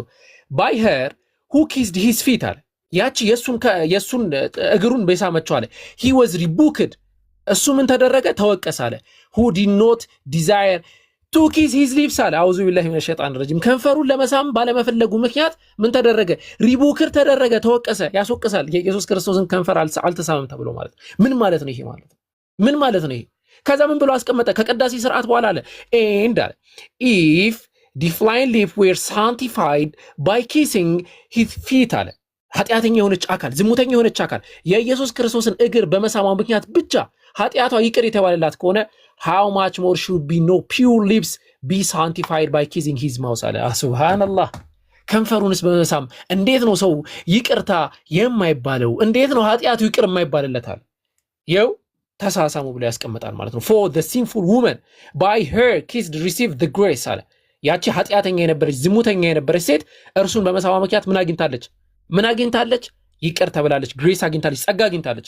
እናንተ ክርስቲያኖች ሆይ ተሳሳሙ ይላል። ይህንን እኔ ብቻ አይደለም የምናገረው፣ ዮሐንስ አፈወርቅ ጭምር ይናገራል። ኤፍሬም ብቻ አይደለም የሚናገረው፣ ሌሎችም አካላቶች ይናገሩታል። እንመጣበታለን ማለት ነው። ይሄ ሴሞን በተሰኘው መጽሐፍ ላይ በቀጣይ ደግሞ አሳያቸዋለሁ። ኦገስቲን የሚናገረው ማለት ነው። ኢብሮ ወይ አለው ጉድ ነው እኮ አንተ ኢብሮ እባክህን ስማኝ። አሁን አቡኪ ያሳየ ከንፈር መሳም አይደለ? ኢየሱስ ደግሞ ከፀጉር ጀምሮ እስከ እግር ሙሉ ሰውነት ይስማል። በጣም ይቅርታ እሺ ወገኖች፣ በጣም አከብራቸዋለሁ፣ ግን መጽሐፍ ነው ያለው። ላሳያ እንዴ? አዎ አሳይ ኢምሩ አሳይ። ከዛ በኋላ እኔ ለየት ስለሚል አሳይ። ቀጥል ሂድ። ተመልከቱ፣ ገድለ ዘርአ ብሩክ ላይ መጽሐፉ ነው። እሺ ይሁትማ ምን አደረገ? በቃ እስከዛ ነው ብላችሁ በቃ እንግዲህ ሰምተሻለሁ። ይህንንም ሲናገር ጌታችን ኢየሱስ ክርስቶስ ከዙፋኑ ከመንበሩ ተነስቶ ከእግሩ ጀምሮ መላ አካላቱን ሳመው ይላል። በቃ ልጃለሁ ያቻለ አጣላችሁ ይላል። ያ እዩት፣ እዛው ናቸው እዩት። ይህንን ሲያደንቁ ጌታችን ኢየሱስ ከመንበሩ ከዙፋኑ ተነስቶ አፉን የወንድ አፍ ማለት ነው፣ እግሩን መላ አካላቱ ሶ ኢየሱስ ሙሉ የወንድ ሙሉ እንትን ይስም ነበረ። አውዙ ቢላሂ ሚነሸይጣኒር ረጂም። ይሄ አሁን ምንድን ነው ወገኖቼ? እኔ ለእናንተ አዘንኩላችሁ። ምን አይነት መጽሐፍ ምን እየተወረደ አምላክ እንዴት በሆነ ከዙፋን እየወረደ ሙሉ አካል ዘር አብሩክ የሚያደርጋቸው በጣም ያስጠላል። እና ባካችሁ ይሄ ነገር እስክሪን ታጋችሁ በደንብ አድርጋችሁ ጠይቁ። ቀጥል ይሻላል ወንድሜ። ሱብሃንአላህ ወላሂ በጣም ይገርማል። ግን ወላሂ ላዝም ሱብሃንአላህ በጣም የሁለታችሁ የሚያስደነግጥ ነው። እሺ አንዴ ትልቁ ላይ አድርጉኝ። ሱብሃንአላህ ወላሂ አሰብኩት እኔ መጽሐፍ ላይ ቢሆን እንዴት ላኢላሃ ኢላላህ። አንዴ ትልቁ ላይ አድርጉኝ። ጀማ ሞዴሬተሮች ካላችሁ ወሳኝ ነገር ነው ማሳያችሁ። ሄሎ አላችሁ? ሞዴሬተር የለም መሰለኝ። እየቆዩ ነው እንትን የሚሉት አይ ቲንክ ቀደም እንደዛ ነበር። እሺ ወሳኝ ነገር ነበረ። መጽሐፈ ጨዋታ እስከዛ ድረስ ላሳያቸው። መጽሐፈ ጨዋታ ላይ ምዕራፍ 4 ላይ ይህ የኦርቶዶክስ ቤተክርስቲያን መጽሐፍ ነው። እንግዲህ ተመልከቱ ምን እንደሚል። እግዚአብሔር ምንድን ነው? ፈሪ ነው። እግዚአብሔር ፈሪ ነው። ዋት እኔ የምለው ለምሳሌስ ይሄ ይባላል ወይ? ለምሳሌስ ይሄ ይባላል ወይ? እግዚአብሔር ፈሪ ነው። እንዴትስ ብላችሁ ነው አምላካችሁን በፈሪነት የምትገልጹት? እንዴት ነው አምላክ በፍርሃት የሚገለጸው? ይሄንን አይነት አካሄድ ከየት ነው ያመጣችሁት? እግዚአብሔር ፈሪ ነው። ሱብሃንአላህ። በየትኛውም አይነት መንገድ እንዴት ነው እንደዚህ የሚባለው? እዛው መጽሐፈ ጨዋታ ምዕራፍ 3 ላይ ደግሞ እግዚአብሔር እጅግ አረጀ። እንዴት ነው የምትገልጹት አምላክን? እግዚአብሔር እጅግ አረጀ፣ እጅግ አረጀ። በምንም አይነት ምሳሌ ይሁን አምላክ እንዴት አረጀ ተብሎ ይገለጻል? በምንም አይነት ምሳሌ ወይስ መጽሐፈ ጨዋታ ስለሆነ እየተጫወቱ ነው? እኔ ወላሂ በጣም ነው የሚገርመኝ። አንድ ደግሞ በጣም የሚገርማችሁ ነገር አንዴ አልሐምዱሊላህ አስነጥሶኝ ነው። እሺ ምን ይላል? ባህረ ሐሳብ ምዕራፍ 1 ላይ አንድ በጣም የሚገርም ነገር አለ። እግዚአብሔር ስነ ፍጥረትን ለምን ፈጠረ በሚለው ርዕስ ላይ አንድ ያስቀመጠው ነገር አለ። ምንድነው ያስቀመጠው? ዓለማትን አስቀድሞ እግዚአብሔር በአንድነት በሶስትነት አንድነቱ ሶስትነቱን ሳይጠቀልለዋል። ልብ አድርጉ። ሶስትነቱ ደግሞ አንድነቱን ሳይከፋፍለው አለ።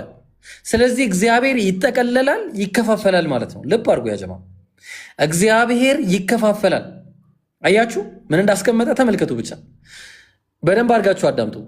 እግዚአብሔር ልብ አድርጉ፣ ዓለማት አስቀድሞ ከእግዚአብሔር በአንድነት በሶስትነት አንድነቱ ሶስትነቱ ሳይጠቀልለው ሶስትነቱ ደግሞ አንድነቱን ሳይከፋፍለው ሲቀደስ ሲሰለስ ይኖራል።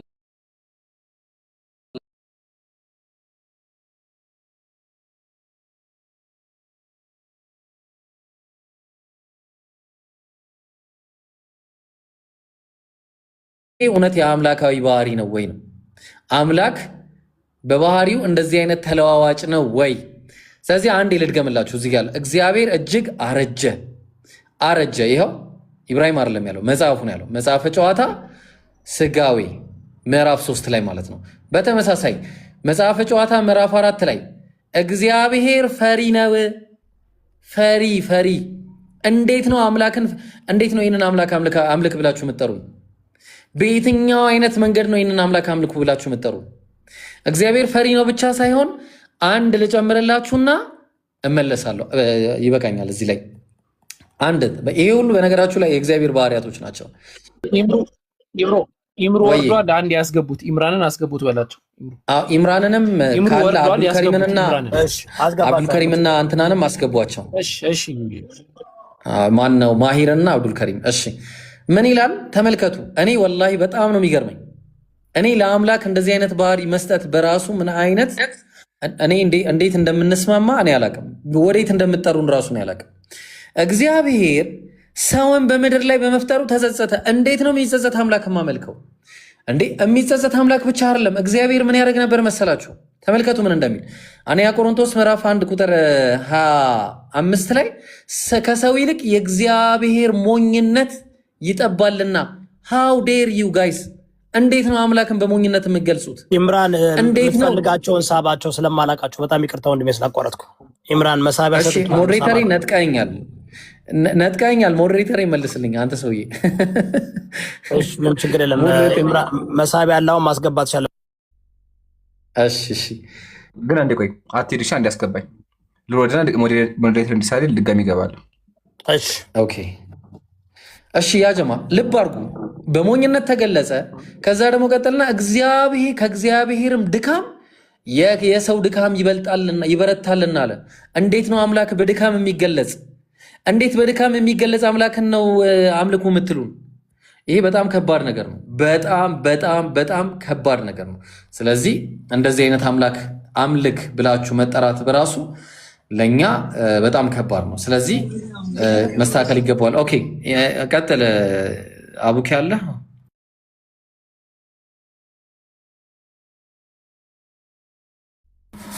ኦኬ አላችሁ ጋይስ በጣም ታፕታፕ ኮፒ እያደረጋችሁ ነው። ማን ላድርግላችሁ? ማን ነው? አቡኪ እኔ ያደርግላለሁ። ችግር የለውም። እኔ አስገባዋለሁ። ቆይ ኦኬ እሺ ሴርሞንስ ላይ ልቀጥል መሰለኝ። አይ ቲንክ ሴርሞንስ ላይ እንሂድበት በሚገርም ሁኔታ ማለት ነው። ሴርሞንስ ላይ አሁን የምናገረው ይሄ የተራ ግለሰብ ስራን አይደለም። ለሚሾዩ በአማርኛ በኢትዮጵያ የመጽሐፍ ቅዱስ በአማርኛ ኑዛዜ የተሰኘ መጽሐፍ የተተረጎመለት ያሳያችሁ መጽሐፉን ይኸው ይሄ የምትመለከቱት ኑዛዜ የተሰኘ መጽሐፍ የተተረጎመለት የቅዱስ ኦገስቲንን ታሪክ ነው ማስቀመጥላችሁ። ትኩረት አድርጉ። የቅዱስ ኦገስቲን ታሪክ ነው። ቅዱስ ኦገስቲን በመጽሐፉ ላይ ያስቀመጠውን ነገር ነው የምነግራችሁ። ሴርሞንስ በተሰኘው መጽሐፉ ላይ the work of Saint Augustine ይላል። የሴንት ኦገስቲን ስራ ነው። ምን ብሎ አስቀመጠ? ስለ ክርስቲያኖች ስራን እንትን ከሰሩ በኋላ ይሄ ቁርባን ማቅረብ ምናምን የመሳሰለውን ስራ ከሰሩ በኋላ ምን አለ? after that comes the greeting አለ። ከዛ በኋላ ምን ይመጣል አለ? ሰላምታ ይመጣል አለ። ሰላም መባባል ይመጣል አለ። ምን የሚለው? peace be with you ከናንተ ጋር ሰላም ይሁን ይባላል። and Christians kiss one another with the holy kiss አለ። ክርስቲያኖች በቅዱስ መሳሳም እርስ በርስ ይሳሳማሉ አለ። ቅዱስ መሳሳም ማለት እኮ አወከር እዚህ ጋር ጉንጭ መሳሳም ሊሆን ይችላል ወይ ደግሞ ሌላ ነገር ሊሆን ይችላል ትላላችሁ አይደለ? ቀጠለና ላይ ያስረዳ ነው it is the sign of peace። ከዛ what is እንደዚህ ምናምን ብለው ካስቀመጠ በኋላ by the lips should happen in ይሄ መሆን ያለበት አለ ኮንሺየስ በሆነ ሁኔታ ሙሉ በሙሉ በዛ እያሰብን መሆን መቻል አለበት መሳሳማችን አለ። ከዛ ምን አለ? just as your lips approach the lip of your brother or sister ያንተ ከንፈር የወንድምህን ወይም የእህትህን ከንፈር ሲደርስ አለ so your heart should not be withdrawn from there አለ። ልብህ ከነሱ ዞር ሊል አይገባም። ሙሉ ተመስጠህ ሊሆን ይገባል አለ። ወንድ ለወንድ ይቻላል፣ ወንድ ለሴትም ይቻላል ማለት ነው። ያው ሴርሞንስ ዝም ብሎ መጽሐፍ አይደለም፣ ልታዋድቀው አትችልም። ከየት ነው ያመጣው ምናምን ብለህ ሙድ የምትይዝበት መጽሐፍ አይደለም።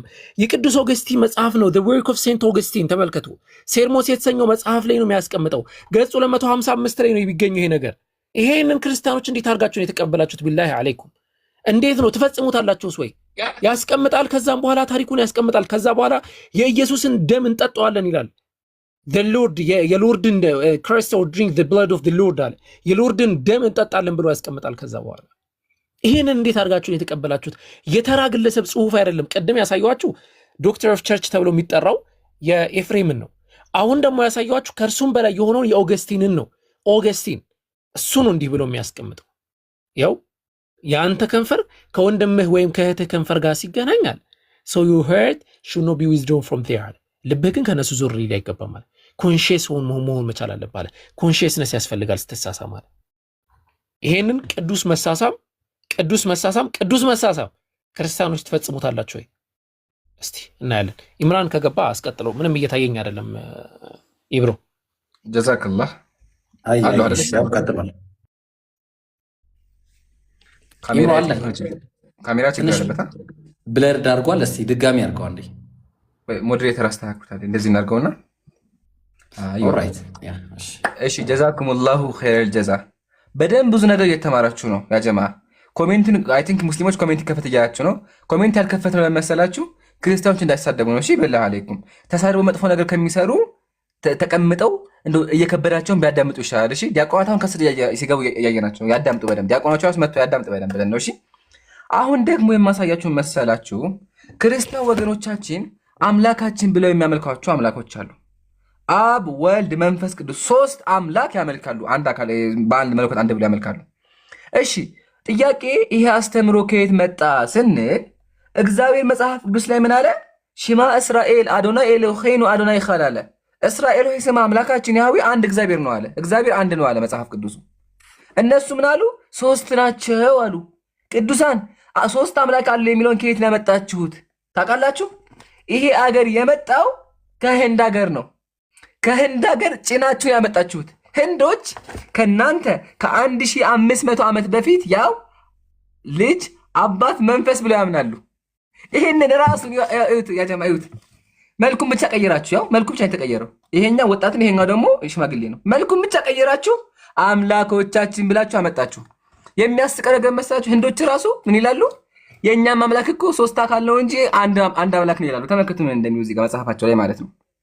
ተመልከቱ ራግቫ ቬራ የተባለ መጽሐፍ አላቸው ምዕራፍ 8 ቁጥር 26 ላይ 25 ላይ ይላሉ here is this one god አሉ።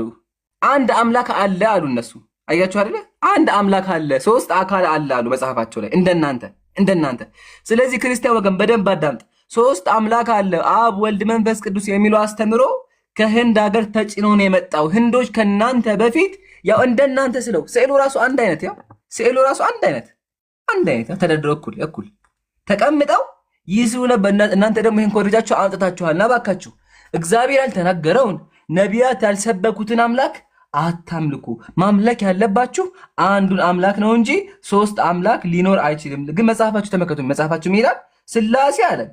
አዩ ዛሬ ሶስቱ ጌቶች በድንኳን ውስጥ እንደተናገሩ አለ። ሶስቱ ጌቶች አምላኮቻቸው ናቸው።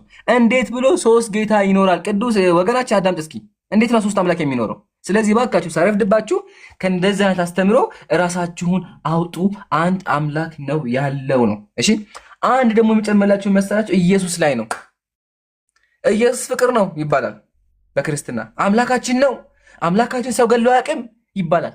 ግን ኢየሱስ ምድር ላይ መጥቶ እንኳን ሰው ገሏል። ኢብራሂም ምን ታውጣልኝ ያለ መሰለህ ከቻልክ እግዚአብሔር በብሉይ ኪዳን የገደለበትን አዘጋጅልኝ። እግዚአብሔር በብሉይ ኪዳን ሕፃናትን ድንጋይ ላይ ፈጥፍቶ ገሏል። ሰዎችን አሳርዷል። በመጋዝ ተርትሯቸዋል። በመጽሐፍ ቅዱስ በመጋዝ ተተርትረዋል። ግን ኢየሱስ ይሄን እንኳን ብንረሳለት አዲስ ኪዳን ላይ መጥቶ ምድር ላይ በነበረበት በማርያም ጊዜ ምን አድርጓል? ሕፃን ልጅ ገሏል። ኢየሱስ ሕፃን ልጅ ወላሂ አለ። መጽሐፋችሁ ነው ያለው። እሺ ወገኖቻችን መጽሐፋችሁ ላይ ነው ያለው። እሱን ደግሞ ላስተምራችሁ። በደንብ ተማሩ። ኢንሻአላህ እሺ ሪከርድ አድርጉ፣ ተማሩ። ሙስሊሞችም ሪከርድ እያደረጋችሁ አሰራጩ። እሺ አሁን ሁላችሁም እጃችሁ ላይ ክርስቲያኖች ቤታችሁ አይጠፋም ብዬ አስባለሁ። ቤታችሁ ምን ታወጣላችሁ? ተአምረ ማርያም አውጡ፣ ወይም ደግሞ ተአምረ ኢየሱስ አውጡ። እሺ ተአምረ ኢየሱስ አውጡ። ያው እኔ ከፍቻለሁ፣ መጽሐፉን ከፍቻለሁ። እዩት መጽሐፉን። በኢትዮጵያ ኦርቶዶክስ ተዋሕዶ ቤተክርስቲያን ለኦርቶዶክስ ነው ይሄ። እዩት እዚህ ጋር ምን ይላል? ዳግመኛም አንድ ልጅ ሲሮጥ የጌታ ኢየሱስን ልቡን መታው። ያ ጌታ ኢየሱስም ያንን ልጅ ሕይወት ተቆረጠች አለው። በዚያን ጊዜ ያ ልጅ ሞተ፣ ወደቀና ሞተ። ልጁ ሞተ። ኢየሱስ ለምን መታህም ብሎ ሕፃኑን ልጅ ገደለው። ሕፃን ልጅ እኮ ነው። ሕፃን ልጅ እየተጫወተ ሳለ ምን አደረገው? ኢየሱስ መታው። ሲመታው ኢየሱስ ገደለው፣ ሕይወት ተቆረጠች። በዚያን ጊዜ ልጁ ወደቀና ሞተ። የሞተውም ልጅ የተመለከቱ ደንግጠው ጮሁ። የሚናገረው ሁሉ የሚፈጸምለት ይህ ልጅ ከማን ወገን ነው ተባባሉ። የሞተውም ልጅ ዘመዶቹ አለቀሱለት ይላል። ምንም የሚያቀሳል ልጅ ሱብሃንአላህ። ምንም የሚያቀን ሕፃን ልጅ ልቤን መታህም ብሎ ገደለው። ማን? ጂሰስ ክራይስት በመጽሐፋቸው። ዛሶ ዋይልድ፣ በጣም ዋይልድ ነው። ከአእምሮ በላይ ከባድ ነው። አሁን ደግሞ ኢብራሂም ያሳየናል። በብሉይ ኪዳን ጊዜ አብ ወልድ መንፈስ ቅዱስ በእነሱ አስተምሮ ሰዎችን ሲጨፈጭፉ ነበረ። እስኪ ያሳየን ኢብራሂም። ኦ ማይ ጋድ። እሺ በጣም ጥሩ። ምናልባት እሺ ማሂር ቀጥል። ማሂር ከታች ልቀጥለው እያለ ስለሆነ ቀጥልና ኢንሻላህ ከዛ በኋላ እኔ ክርስቶሎጂ ላይ የተወሰነ ማውራት ፈልጋለሁ። ኢንሻላህ ቀጥሉ። ሰላም አለይኩም ሁላችሁም። ሰላም አለይኩም። ወአለይኩም ሰላም ወረሕመቱላህ ወበረካቱ። አዎ እስካሁን የተነሱት በጣም እኔ ማለት ለአእምሮ በጣም የሚከብዱ ናቸው። አንድ አካል አንድ አምላክ እንደዚህ ነው እየተባለ እንዴት ነው ሊያመልክ የሚችለው? የአምላክን ባህሪያት በጠቅላላ የሚንዱ ነገሮች ነው ያየነው እና በግሌ በጣም የተገረምኩባቸው ነገሮች ናቸው። ለአእምሮ የሚከብዱ ናቸው። ምናልባት ከዚህ በፊት ስለሰማናቸው ምናምን አንዳንድ ሰዎች ከዚህ በፊት ስለሰማናቸው ምናምን ዛሬ በሰላም ልንተኛ እንችላለን። ግን ከዚህ በፊት ያልሰማችሁ ሰዎች በጣም ይቅርታ። ይሄ ፕሮግራም መሆን የነበረበት በጠዋት ነው። ምክንያቱም እንቅልፍ የሚነሳ ነገሮችን ነው እያየን ያለ ነው። እኔ ላሳያችሁ የፈለግኳቸው አንድ ሁለት ጥቅሶችን ላሳያችሁ። ከእግዚአብሔር ጋር በተገናኘ ነው እያየን ያለ ነው። እግዚአብሔር እስራኤላውያን ያጠፋሉ። አንዴ ካሜራውን ልክፈትና ላሳያችሁ።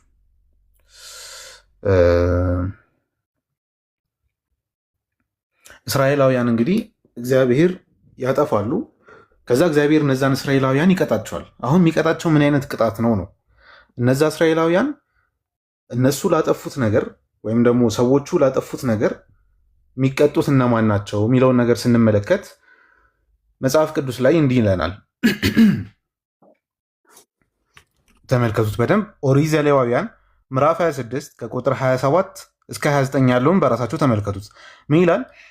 እኔ ደግሞ በቁጣ እሄድባቸዋለሁ አለ እግዚአብሔር። ማንን? እነዚህ ጥፋት ያጠፉትን። ኦኬ ምን ሊቀጣቸው ነው? በጣም በቁጣ ሊቀጣቸው ነው። ስለ ኃጢአታችሁም 7 እጥፍ እቀጣችኋለሁ። በቃ በጣም ነው የምቀጣችኋለሁ። እና የወንዶች ልጆቻችሁንም ስጋ ትበላላችሁ፣ የሴቶች ልጆቻችሁንም ስጋ ምን ትላላችሁ? ትበላላችሁ። እግዚአብሔር የሚቀጣቸው ቅጣት ይሄ ነው። እንግዲህ አላህ ያሳያችሁ። እነዚህ ህፃናት፣ ምንም የማያውቁ ህፃናት፣ በቅጡ ራሱ ልጅነታቸውን ያላጣጠሙ ህፃናት እግዚአብሔር ለቅጣት ብሎ ምን እንዲደረጉ ያደርጋል? እንዲገደሉ አይደለም። ተገለው በክብር መቀበር ምናምን እሱ አይታሰብም። ተገለው ይበላሉ። ማን ይበላቸዋል? እነዛ ተቀጪዎቹ። አሁን ይሄ ቅጣቱ ለልጆቹ ነው ወይስ ደግሞ ለማን ነው ቅጣቱ? ጥያቄ የሚያስነሳ ነገር ነው። በተመሳሳይ ደግሞ ትንቢተ ኤርምያስ ላይ የአንድ ጊዜ ክስተት ምናምን አይደለም። ትንቢተ ኤርምያስ ምዕራፍ 19 ቁጥር 9 ላይ የወንዶችና የሴቶች ልጆቻቸውንም ስጋ አበላቸዋለሁ ብሎ ይናገራል። ሁሉም ጠላቶቻቸውና ነፍሶቻቸው የሚሹት በሚያስጨንቋቸው ጭንቅና መከበብ በባልንጀሮቻቸው ስጋ ይበላሉ ብሎ ያስቀምጣል። የምናይ ምን? የወንዶችና የሴቶች ልጆቻቸውንም ስጋ ይበላሉ። እየቀጣቸው ነው እግዚአብሔር። እንዴት ነው የህፃንን ልጅ ስጋ መብላት ቅጣት የሚደረገው? አንዲት ነፍስ ላጠፋቸው ነገር ነው የምትቀጣው። እነዚህ ልጆች ሲገደሉ የሚደርስባቸውን ስቃይ አስቡት። እነዚህ ልጆች በክብር አለመቀበራቸውን አስቡት። እነዚህ ልጆች ገና የዚህን ዓለም ምንም ነገር ያላዩ ዓለምን ገና ያላጣጠሙ መሆኑን አስቡት። እንደዚህ ሆኑ ምን እንዲደረጉ ይደረጋል? እንዲበሉ ያደርጋቸዋል። እሱ ብቻ አይደለም፣ ሌላም ጊዜ ላይ እግዚአብሔር ድጋሚ ይናደድባቸዋል። እነዚህ እስራኤላውያን ላይ ማለት ነው። አሁንም ሌላ ቅጣት ሊቀጣቸው ነው። እንግዲህ ምን ሊያደርጋቸው ነው? ኦሪት ዘዳግም ምዕራፍ 20 ቁጥር 49 እና 50 ላይ ተመልከቱት። እግዚአብሔር ቋንቋቸውን የማታውቀውን ፊታቸው የደነደነውን ሽማግሌውንም የማያፍሩትን ከዛስ ሕፃኑንም የማይምሩትን ሕዝብ ንስር እንደሚበር ከሩቅ አገር በምድር ዳር ምን ይልብሃል? ያመጣብሃል። አምጩ ማን ነው? እግዚአብሔር ራሱ። እግዚአብሔር ምን የማይሉ ሕፃናትን የማይምሩትን እግዚአብሔር ለቅጣት ብሎ እስራኤላውያን ላይ ምን አይነት ጦር ነው እየላከባቸው ያለው? ሕፃናትን ማይመሩ ሕፃን ናቸው ብሎ ማይመሩ በቃ ጨፍጭፈው የሚያጠፉ አካላትን ምን ይላል?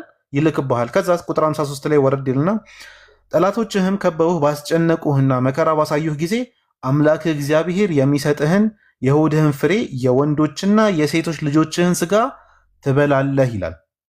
ኦኬ እግዚአብሔር ምን ያደርግባቸዋል? ያስጨንቃቸዋል። ጠላቶቻቸው ያስጨንቋቸዋል። መውጫ መግቢያ ያጣሉ።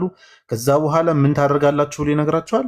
የወንዶችንና የሴቶችን ልጆችህን ስጋ ትበላለህ። ይሄ እንዴት ነው አንድ ልጅ በማያውቀው ነገር በመገደል ሊቀጣ የሚችለው? አንድ ልጅ በግድያ እንዴት ነው እግዚአብሔር ሊቀጣ የሚችለው? አንድ ልጨምርላችሁና ይብቃኝ። በጣም ደግሞ ከነቢይ ጋር በተያያዘ እግዚአብሔርና የእግዚአብሔር ነቢይ የሚያደርጉትን ነገር ነው ላሳያቸው የፈለግኩት። እሺ እዚህ ጋር ምን ይላል? መጽሐፈ ነገሥት ካልዕ ላይ እንግዲህ ነቢዩ ኤልሳ አለ እና ነቢዩ ኤልሳ እንትን ነው ምንድን ነው የሚባለው? መላጣ ነው፣ ጸጉር የለውም። ስለዚህ ልጆች እየተጫወቱ ነበርና አገኙት። መጽሐፈ ነገሥት ካልዕ ምዕራፍ 2 ቁጥር ስንት ላይ? ቁጥር 23 እና 24 ላይ አገኙትና ምን ይሉታል? ከዚያም ወደ ቤተል ወጣ፣ ነቢዩ ማለት ነው። በመንገድም ሲወጣ ብላቴናዎቹ ማለትም ሕፃናቱ ከከተማይቱ ወጥተው አንተ መላጣ ውጣ፣ አንተ መላጣ ውጣ ብለው ምን አሉበት? አፌዙበት። ሕፃናት ናቸው፣ እርግጥ ነው ያፌዛሉ፣ ጥፋት ያጠፋሉ። ሕፃናት ለሕፃናት ሲሆን ኖርማል ነው እኛ እስከምናውቀው። ከዛ ዘወር ብሎ ማያቸውና በእግዚአብሔር ስም ረገማቸው አለ። ይሄ ነቢይ ረገማቸው። ነቢዩ ራሱ ነቢይ ተብሎ እንደዚህ በቶሎ በንዴት የሚወጣ ነቢይ ራሱ ከባድ ነው፣ እንደ ነቢይ መቀመጡ። መጽሐፍ ቅዱስ ላይ የምናያቸው አብዛኞቹ ነቢያት ርዕሳችን አይደለም እንጂ ተመሳሳይ ነገሮችን ነው የምናይባቸው። ከዛም በእግዚአብሔር ስም ነው የረገማቸው። በዚህ እርግማን መሰረት እግዚአብሔር ምን አደረገ? ነቢይ ይሳሳታል፣ ችግር የለውም ማለት ስሜታ ይሆናል ምናምን። የእግዚአብሔር ተግባር ምንድን ነው? ከዱርም 2 ድቦች ወጥተው ከብላቴናዎች 42ቱን ምን አሏቸው? ሰባበሯቸው። በሌላ አማርኛ እነዚህ ትንሽ ህፃናት ምን ተደረጉ? ተገደሉ ማለት ነው። በጣም ትንሽ ህፃናት ናቸው። እንግሊዝኛውን ተመልከቱት፣ ሊትል ችልድረን ይላል። ትናንሽ ህፃናት ናቸው። እነዚህ ትናንሽ ህፃናት እግዚአብሔር ምን እንዲደረጉ ነው ያደረገው? እንዲሰባበሩ፣ እንዲገደሉ። ለምን? አንድ ነቢይ ሄደው አንተ መላጣ ብለው ስለተናገሩት፣ ሙድ ስለያዙበት። ህፃናት እንዴት ነው ህፃናት ላይ በዚህ ልክ ጨካኝ የሆነ አምላክ እንደ አምላክ ልንይዘው የምንችለው የሚል ጥያቄ እናነሳለን። አንድ የመጨረሻ ልጨምር ፈልጌ ነበር ግን ሰዓት አይኖርም። እሺ ቀጥሉ። በቃ ኢምራን ቀጥል። አላሁ ኸይረል ጀዛ ወአሕሰነ ኢለይክ ያ ጀማዓተል ኸይር። ያው ገራሚ ፕሮግራም ነበር የነበረን። አንድ ነገር እሺ ብሎ ቀጨመርና ኢንሻአላህ አጠቃለነው እንለያያለን ማለት ነው። አጠቃላይ 2 ደቂቃ አስተኝ ነው 2 ደቂቃ። ምክንያቱም ትምህርት ይሆን ዘንድ አንድ ወሳኝ ነገር መናገር ፈልጋለሁ። ምን መሰላችሁ? እስካሁን ድረስ ያው ኢምራን ያጠቃልሏል ሁሉን ነገር፣ ግን አንድ መናገር የምፈልገው ነገር አለ። እኛ የምንጣራው ወደ አንድ አምላክ ጥሪ ነው። አላህ ቁርአን ላይ ሲነግረን ምን አለ መሰላችሁ? ወኢላሁኩም ኢላሁ ዋሂድ፣ አምላካችሁ አንድ አምላክ ብቻ ነው ማለትን እንጂ ነቢያት ምንም የሰበኩት ነገር የለም። ይህንን ነበር የሰበኩት። አላህ ቁርአን ላይ ሲናገር ሱረቱ ናህል ምዕራፍ 16 ቁጥር 36 ላይ ምን እያለ ይናገራል? ወለቀድ በዐትና ፊ ኩሊ ኡመቲን ረሱላ አን ዕቡዱ ላህ ወጅተኒቡ ጣጉት፣ በእርግጥም ወደ ነቢያት ሁሉ ወደ ህዝቦች ሁሉ ነቢያትን ልክ ያለው የተላኩበት ዋነኛና አንድ ትልቁ ምክንያት አላህን በብቸኝነት ተገዙ፣ ጣዖታትን ራቁ የሚል ይሄ ነበረ። በቃ ትልቁ አስኳሉም ትልቁ ነገርም ይሄ ነበረ። አሁን ኢየሱስ ታዲያ ምንድነው የሰበከው ነው? ምድር ላይ ያስተማረው ምንድን ነበረ? በመጀመሪያ ኢየሱስ ስለራሱ የተናገረው ነገር አለ። ለምሳሌ ዮሐንስ ወንጌል ምዕራፍ 8 ቁጥር 40 ላይ ከአምላክ የሰማሁትን እውነት የነገርኳችሁን ሰው አለ ራሱ እኔ ሰው ነኝ አለ። ኢየሱስ ብቻ ሳይሆን የአንደኛ ጢሞቴዎስ ጸሐፊ አንደኛ ጢሞቴዎስ ምዕራፍ 2 ቁጥር 5 ላይ ጳውሎስ ሲናገር አንድ አምላክ አለና አለ፣ በአምላክና በሰው መካከል ያለ መካከለኛ ደግሞ አንድ አለ፣ እሱም ደማን ክራይስት ጂሰስ አለ። እሱም ሰው ነው አለ። በቃ ኢየሱስ ሰው ነው አለ። በቃ አንድ አምላክ አለ፣ እሱ ሌላ። ለዛ ነው ከዚህ ከአምላክ እየሰማ የሚያስተላልፍ ሰው መሆኑን የተናገረው ማለት ነው። ግልጽ ነው። በሌላ ቦታ ላይ ኢየሱስ ክርስቶስ ዮሐንስ ወንጌል ምዕራፍ 10 ቁጥር 24 ላይ እስከ መቼ ድረስ በጥርጣሬ ታቆየናለህ? አንተ መሲሁ ከሆንክ አንተ ክርስቶስ ከሆንክ ገልጠ ንገረን አሉት። እንግዲህ ነገራቸው ማለት ነው። እኔ ነኝ አላቸው። ሌላ ቦታም ተናግሯል። ማርቆስ ወንጌል ምዕራፍ 14 ቁጥር 61 ላይ ማለት ነው። አንተ የብሩክ ልጅ ክርስቶስ ነህ ሲሉት አዎ እኔ ነኝ አለ። ኢየሱስ በማያወላዳ አማርኛ እኔ ሰው ነኝ አለ፣ እኔ መሲሁ ነኝ አለ፣ ወይ ደግሞ ክርስቶስ ነኝ አለ። ሌላኛውና አንደኛው ደግሞ ምንድነው? ማርቆስ ወንጌል ምዕራፍ 6 ቁጥር 4 ላይ ነብይ ከገዛ ኢየሱስ ምን አለ? ነብይ ከገዛ ቀሩና ከገዛ ቤቱ በቀር ሳይከበር አይቀርም አለ። እኔ ነብይ ነኝ አለ ኢየሱስ። ተግባባል?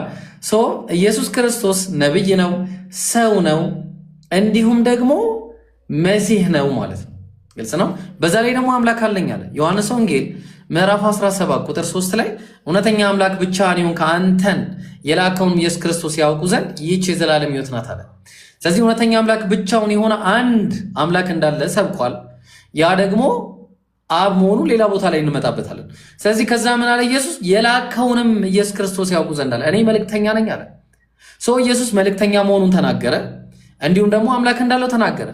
ስለዚህ ኢየሱስ ክርስቶስ ሰው ነው፣ መልእክተኛ ነው፣ ነብይ ነው፣ እንዲሁም ደግሞ አምላክ አለው። በአጭሩ ይህን ይመስል ዮሐንስ ወንጌል ምዕራፍ 20 ቁጥር 17 ላይ ወደ አምላኬና ወደ አምላካችሁ ወደ አባቴና ወደ አባታችሁ አድርጋለሁ ብለሽ ንገሪያቸው አላት መግደላዊት ማርያም። የኔ አባት የእናንተ አባት ነው፣ የኔ አምላክ የእናንተ አምላክ ነው እያለ ይሰብክ ነበረ ምድር ላይ። አምላክ ያለው አምላክ አለን? የለም። ሆሴ ምዕራፍ 11 ቁጥር 9 ላይ እኔ አምላክ ነኝ እንጂ ሰው አይደለሁም እናለ። እኔ ሰው አይደለሁም አለ አምላክ።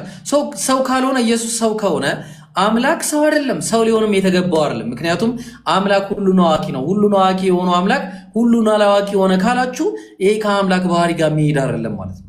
ግልጽ ነው። ስለዚህ አንድ አምላክ ብቻ ነው የተሰበከው። ለዛ ነው ዘዳግም 6:4 ላይ እስራኤል ሆይ ስማ አምላካችን ያህዌ አንድ ያህዌ ነው ብሎ ሰበከ ሙሴ። ይህንን ኢየሱስ ክርስቶስ ደግሞ ሲናገር ማርቆስ ወንጌል ምዕራፍ 12 ቁጥር 29 እና 28 ላይ ከጻፎችም አንዱ ምን አለ? መጥቶ ኢየሱስ ክርስቶስን ሲጠይቀው ለሰዎች ሲመልስ አይቶ ምን አለ?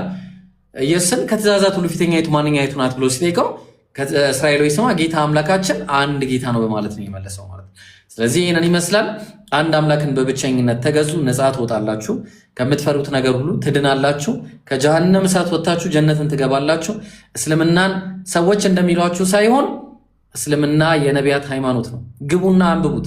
ያነበበው በእርግጠኝነት ይሰልማል። አመሰግናለሁ። ጀዛከላሁ ኸይረል ጀዛ ኢብሮ ወንድሜ፣ አላህ በተናገርከው ሁላችንም የምንጠቀም ያድርገን። ክርስቲያን ወገኖቻችን ይህን ነገር በደንብ አድርጋችሁ አዳምጡ እሺ። እስካሁን ብዙ ነገሮች ተምራችኋል ብዬ አስባለሁ። ሙስሊም ወንድሞችም እንደዚሁ ማለት ነው። ይህን ካየን አምላካችን ቁርአን ላይ አንድ ምክር ይመክራችኋል እሺ። አምላኪ ቁርአን ላይ ምን አለ? ባዕድ አዑዙ ቢላሂ ሚነ ሸይጣን ረጂም ያ አህለል ኪታብ ላ ተግሉ ፊ ዲኒኩም አለ። እናንተ የመጽሐፉ ሰዎች ሆይ በሃይማኖታችሁ ወሰን አትለፉ፣ በአላህም ላይ እውነት እንጂ አትናገሩ፣ አምላክ ላይ አትዋሹ። የመርየም ልጅ አልመሲህ ኢሳ የአላህ መልእክተኛ ወደ እርሱ የጣላት የሁን ቃል ከእርሱ የሆነ መንፈስ ብቻ ነው። በአላህና በመልእክተኞቹ እመኑ። አማልክት ሶስት ናቸው አትበሉ። ሶስት አምላክ አላህ አትበሉ። አንድ አምላክ ነው ያለው። ኢነመላሁ ኢላሁን ዋሂድ፣ አላህ አንድ አምላክ ብቻ ነው። ለእርሱ ልጅ ያለ ከመሆን ጠራ። በሰማያትና በምድር ያለው በእርሱ ነው፣ መመኪያም በአላህ በቃለ። ይሄን አምላክ አምልኩ ወገኖቻችን። ሶስት አምላክ ማምለክ ገሃነም ያስገባል። አምላክ ቅንድብ አለው፣ አምላክ አብራክ አለው፣ አምላክ እንደኔ ይሮጣል ብሎ መናገር አምላክን መሳደብ ነው።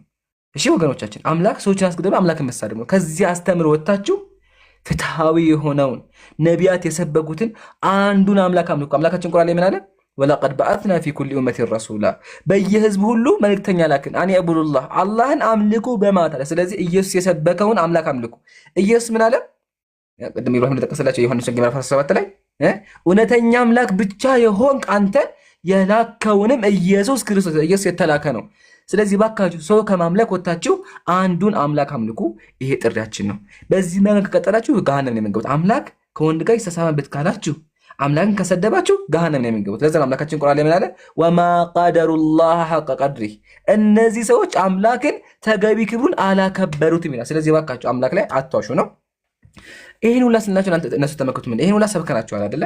እነሱ ተመከቱ የሚሉትን መጽሐፋቸው ላይ ምን አሉ? አርጋኖ ላይ ማለት ነው። በዕብራይስጥ ማርያም የተባልሽ የተመረሽ እመቤቴ ድንግል ማርያም ሆይ አንቺ ደግሞ በጠላቶቼ አንገት የብረት ዛንጅር አግቢባቸው፣ አንገታቸው ላይ ፌሮ ይሰካባቸው፣ የመለከታቸውን ድምፅ አክብጂ፣ ደንቆሮ አድርጊው፣ እርሳቸውንም በቀፎ በቅርጫት በእግር እሰሪያቸው፣ በአንገታቸው ወጥመድ በከንፈራቸው ልጓም፣ በአፍንጫቸው ጉንፋን ላኪባቸው ይላል። ስናስተምራቸው ምን ብሎ ይጽፋሉ? በሰዎች ላይ በጠላቶቻችን ላይ የምላኪባቸው ፌሮ ይግባባቸው፣ ጉንፋን የያዛቸው ይላሉ። ቀጥሎ ተመከቱ ምን እንደሚሉ። እሳት፣ ብርድ፣ ረሃብ፣ ቸነፈር ይፍጃቸው ብላችሁ ጸልያላችሁ። ክርስትና ብዙ ጊዜ ምን ብሎ ይነገራል? ኢየሱስ እኮ ምንድን ያለው? ግራህን ለመታ ቀኝህን ስጥ፣ ፓንት ለሰረቀ ሱሪ ጨምርለት፣ የረገማችሁን መርቁ ነው የሚባለው ይላላችሁ። ግን መጽሐፍ እየጻፋችሁ እንደዚህ ትራገማላችሁ። ኢቭን ከሱም አልፎ ተመልከቱማ በአላህ እናትና አባትን በምን መንገድ እንደሚሳደቡ ተመልከቱ፣ እንዲገባችሁና በዛው እንድታውቁ ነው። እሺ ወገኖቻችን፣ ጀስት መጽሐፋችሁን ማወቅ ስላለባችሁ ምልክት አድርጌበት ነበር እንዴ። ያው እዚህ ጋር ተመልከቱ፣ እንደዚህ ይላል። ስለዚህ ይሄ መጽሐፍ ይውጣው። ስለዚህ እንዲህ ብለን እናዛችኋለን፣ ከእንግዲህ ወዲህ ከኛ ተለዩ። እነሆ የኀፍረት ልጓም በአፋችሁ ውርደት ነፍቶ በአፍንጫችሁ አደርጋለሁ። ሂዱ፣ አጋንንት ይሳባችሁ፣ ዛሮች ይጫኑባችሁ። እናንተ እባቦች የእልፍኙት ልጆች ናችሁ። እናንተ ውሾች የተኩላ ልጆች ናችሁ። እናንተ አውሬዎች የጅብ ዘመዶች ናችሁ። አባታችሁ ዝንጀሮ፣ እናታችሁ ጦጣ ናቸው። ሂዱ ከእኛ ተለዩ ለዘላለም